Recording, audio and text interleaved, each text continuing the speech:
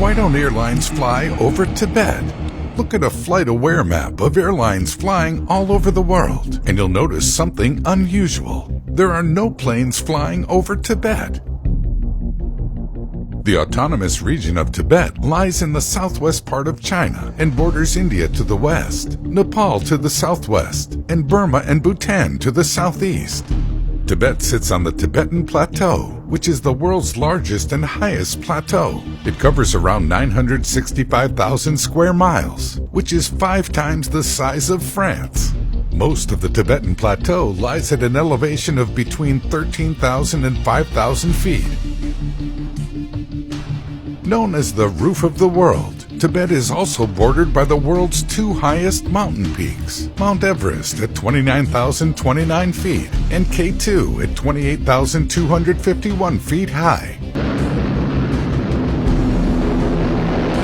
During World War II, flying over Tibet was called flying the hump. After the Burma Road was captured by the Japanese, pilots had to fly cargo from India and Burma over Tibet and into China. A higher percentage of flight crews died flying over the hump than were killed during the daylight bombing raids over Germany. Flying over Tibet presents a problem for airliners for 4 reasons. First, there are only 2 airports in the region. Lhasa Gangar Airport in Lhasa, the capital of the Tibet Autonomous Region, and Tribhuvan Airport in Kathmandu, the capital of Nepal.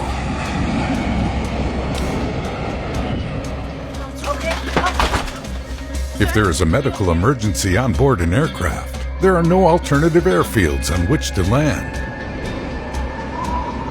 Landing at Lhasa can be a problem for some people, because its elevation is 3,650 meters or 11,975 feet, and it takes a while for breathing to adjust. The second reason flying over Tibet is a problem for aircraft is because of the amount of emergency oxygen airplanes carry. Those yellow oxygen masks that drop down in the case of an emergency cabin depressurization are connected to individual canisters of combustible chemicals stored above each seat.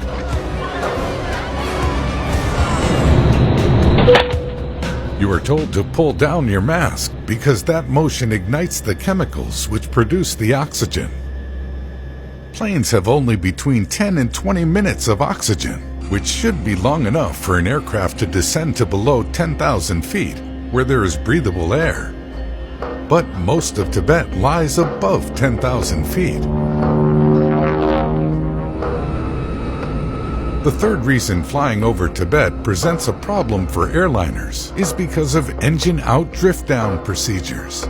These are the set of instructions pilots must follow if one of the plane's engines goes out. Modern planes are designed to fly with the loss of an engine, but the plane must drift down to a lower altitude. This altitude is determined by the gross weight of the airplane. Over Tibet, that safe altitude might be lower than that of the ground. The fourth problem facing airliners flying over Tibet is clean air turbulence.